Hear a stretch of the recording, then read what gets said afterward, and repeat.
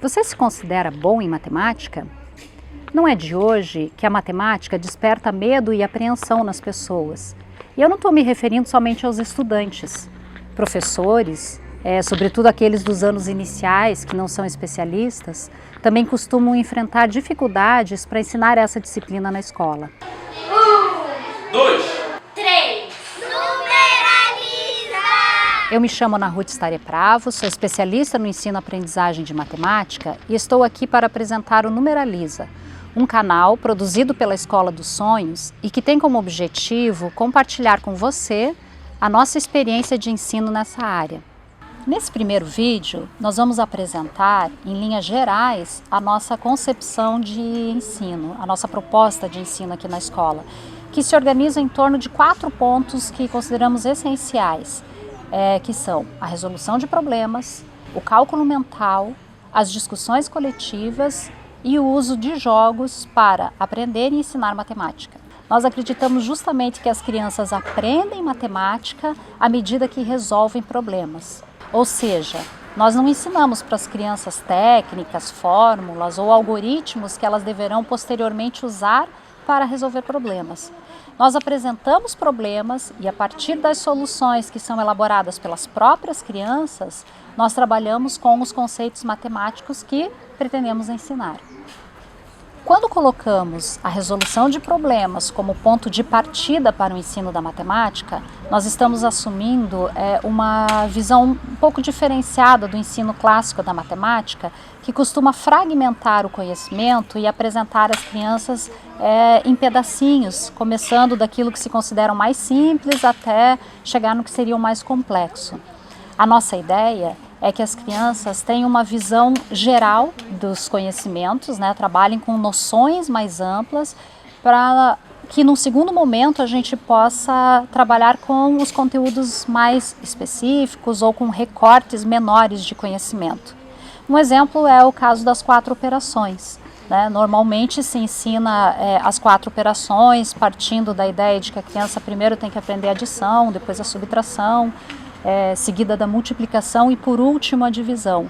E mesmo dentro do trabalho com as operações existe uma fragmentação muito grande, traduzindo-se num trabalho que é quase realizado por etapas, das contas mais fáceis às contas mais difíceis.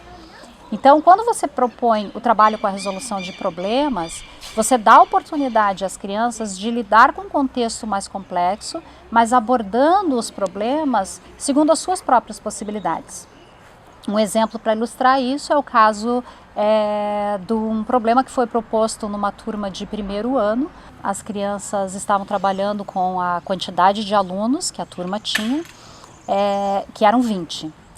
Então elas chegaram à conclusão que esse 20, esse total, esse número 20, era formado por 6 meninas e 14 meninos. E aí a professora aproveitou e lançou uma problema que levou a uma grande discussão e a uma produção matemática bem interessante por parte das crianças, que foi a seguinte: na nossa turma há 6 meninas e 14 meninos e isso dá um total de 20 alunos. Será que existem outras turmas aqui na escola ou até em outras escolas que também têm 20 alunos? E será que todas essas turmas também são compostas por 6 meninas e 14 meninos? Bom, isso gerou uma discussão muito interessante, porque as crianças começaram a pensar em outras formas de compor o 20. Nós poderíamos falar em composição aditiva ou em decomposição do número 20. Nesse cartaz, você pode observar as ideias que foram surgindo das crianças ao longo de algumas semanas em que elas foram registrando. E você percebe que essas ideias delas vão muito além do que poderia ser aquele conteúdo de adição naquele momento. Aliás, extrapolou inclusive a ideia de adição, porque como você pode observar, algumas crianças já pensaram, inclusive, na subtração. Veja que nesse momento, quando uma criança pensa que o 20 pode ser feito, por exemplo, pelo 30 menos 10 ou 21 menos 1, ela extrapolou o contexto do problema em si, porque agora ela já não está mais pensando em número de crianças que poderiam compor uma turma de 20 alunos, mas ela já está indo para um trabalho mais abstrato, quer dizer, o número 20 pode ser formado de diferentes formas. E aí, nesse contexto, nós podemos inclusive introduzir o sinal de mais, o sinal de igual, né, o sinal de vezes que apareceu para algumas crianças, para algumas talvez isso ainda não faça sentido, mas com isso nós estamos dando oportunidade às crianças de trabalharem dentro do seu potencial máximo. Esse exemplo nos leva ao segundo ponto, que é a questão do cálculo mental. Aqui na escola, nós valorizamos muito o cálculo mental, mais do que o ensino das fórmulas, dos algoritmos, que normalmente se apresentam aos alunos já no início da escolaridade como uma ferramenta única para a realização de cálculos. Então, qual é a nossa ideia? Primeiro, nós não achamos que o cálculo mental se oponha ao cálculo escrito, como muitas vezes se acredita. O cálculo mental pode sim ser registrado. Ele se opõe, na verdade, ao cálculo automático, aquele cálculo que nós efetuamos por meio de um algoritmo pré-estabelecido, ou seja, por aquele conjunto de passos que, se aplicados sempre na mesma sequência e num determinado número de etapas, te levam a um resultado, né? O que a gente faz é estimular as crianças a descobrirem e aplicarem meios próprios, né? Porque às vezes as pessoas me perguntam, qual o melhor método para ensinar subtração? Qual o melhor método para ensinar divisão? O que a gente acredita é que as pessoas são diferentes essencialmente e que às vezes uma forma de cálculo que é melhor para mim pode não ser melhor para o outro. É mais lógica ou é mais fácil para mim, mas é mais difícil para o outro. Então a gente realiza um trabalho com cálculo mental para que as próprias crianças descubram os seus próprios meios, assim, o método que funciona melhor para ela. E isso se dá por meio justamente da apresentação de problemas. Então as crianças elaboram suas estratégias e depois comparam, né? Elas têm que explicar para os outros como elas pensaram e elas comparam as diferentes estratégias. Então vamos pegar um exemplo, né? Lá no 4º ano a gente propôs para as crianças resolverem um cálculo que era 7 vezes o 49. E aí, como nós não tínhamos ensinado o algoritmo, quer dizer, explicado para a criança que primeiro ela tem que multiplicar a unidade, passando de 9 eleva a dezena, depois multiplica a dezena, então as crianças criaram os seus próprios procedimentos. Algumas crianças somaram o 49 7 vezes, algumas crianças já arredondaram o 49 para 50, né? Pensaram numa multiplicação de 7 vezes o 50 e depois tiraram 7, que era a diferença. Algumas crianças pensaram em 7 vezes o 40, né? Para isso usando a tabela da tabuada, que me diz que 7 vezes o 4 é 28, e aí então chegaram à conclusão que seria 280, e depois então multiplicaram 7 vezes o 9. Mas enfim, a grande questão é que as crianças usam as suas próprias ferramentas para realizar cálculo, e isso é bastante estimulado. Quando eu disse que esse cálculo não se opõe ao cálculo escrito, quer dizer que as crianças registram, como vocês podem ver, as etapas do seu cálculo, né? Mas elas não precisam seguir e não são, inclusive, ensinadas a seguir um único método, e nem aqui na escola a gente põe essa ideia de que um método é melhor do que o outro.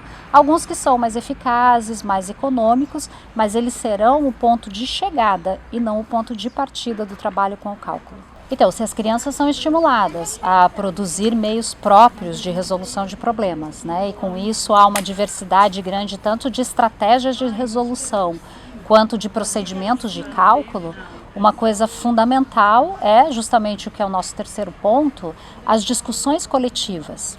Então, quando se ensina um único método de resolução, um único procedimento de cálculo, normalmente se tem um horário de correção, né, onde as crianças observam e vão ter a oportunidade de verificar, ou isso às vezes até é feito pelo professor, pela professora, se a criança acertou, né, se ela correspondeu ao que era esperado dela. Quando nós trabalhamos nessa perspectiva da diversidade de estratégias, de modos diferentes, né, de se realizar cálculos e de resolver problemas, não faz sentido esse momento de correção, pelo menos não dessa forma. O que nós promovemos sempre são as discussões coletivas. O que significa isso? É justamente o momento em que as crianças apresentam para os seus pares, né, para os colegas de sala, para os professores, o seu modo de pensar, quer dizer, como ela solucionou o problema, ela explica, ela ouve o colega, E nesse momento as crianças têm a oportunidade de comparar e justamente essas diferentes, né, estratégias e de observar que algumas são mais enxutas, digamos assim, quer dizer, levam menos tempo para ser produzidas, elas são mais econômicas, né, econômicas do ponto de vista da quantidade de registro que é necessário fazer, enfim. Então esse momento é um momento muito valorizado, é um momento que a gente diria assim até de sistematização de conhecimentos, é quando as crianças formulam explicitamente aquilo que estava implícito dentro dos seus registros, dentro das estratégias que eles utilizaram. Uma questão muito importante nas discussões coletivas tem a ver com o erro, né? Quando você não ensina a priori um único modelo de solução ou apresenta algum modelo como melhor, né, do que os outros, as crianças acabam errando bastante, né? Porque no momento que elas estão tentando resolver um problema, elas ainda não dominam aquele conhecimento, né, que é objeto de ensino. Então o erro é visto como parte desse momento de aprendizado. E ele não é escondido ou apagado, ele é usado mesmo como objeto de discussão. Então é muito comum que uma criança, no momento que está explicando como ela pensou, ela mesma perceba o erro que ela cometeu, né, no seu raciocínio, no registro que ela efetuou. E quando isso não acontece, às vezes ele é apontado pelos seus pares, né? Outras crianças dizem, puxa, mas aquilo ali eu não entendi direito por que você fez isso.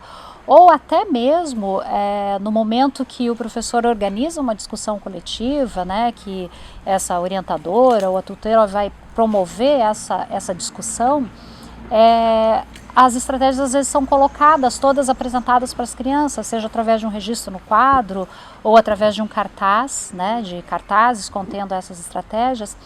E nós não escondemos o errado. Por exemplo, se a criança errou, ela desenvolveu um raciocínio que em algum ponto tem um erro, essa estratégia também é apresentada, esse procedimento de solução é mostrado e às vezes é justamente colocado em discussão, perguntando para as crianças, vocês concordam com todas as soluções?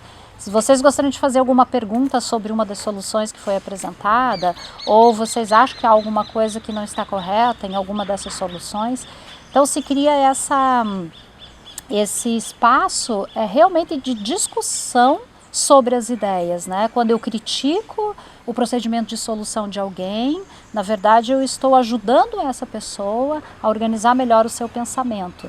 Então essas discussões são um momento realmente muito importante nessa proposta de ensino. E o último ponto é o papel e o lugar que nós damos aqui na escola aos jogos no ensino e aprendizagem de matemática.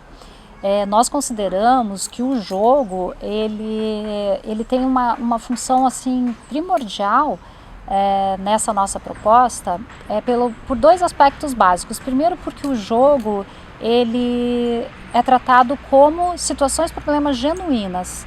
O que quer dizer isso?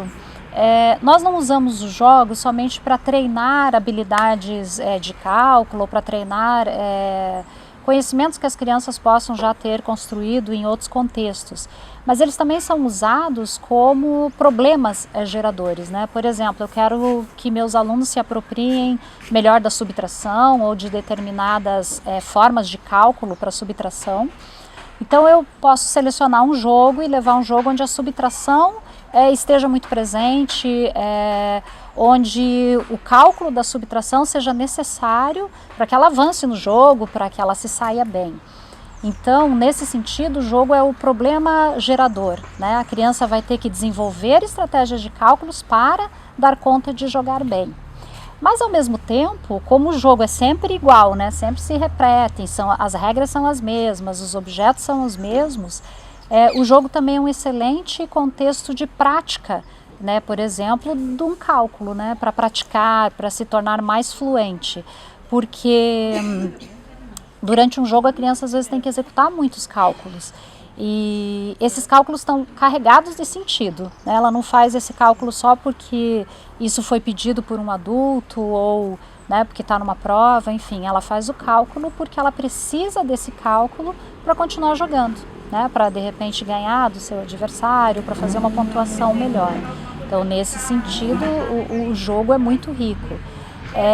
E Também ele dá a possibilidade de executar várias vezes uma mesma ação, mas sempre trazendo esse quê de novidade, né? Porque embora o jogo seja o mesmo, as regras sejam as mesmas, cada partida é diferente. Eu não sei o que a partida me traz como novidade naquele momento. Então nós temos no jogo uma ferramenta fundamental, né? Nós tentamos organizar o trabalho com a matemática também bastante em torno dos jogos. Então, em linhas gerais, essa é a nossa proposta de ensino. E aí, o que você achou?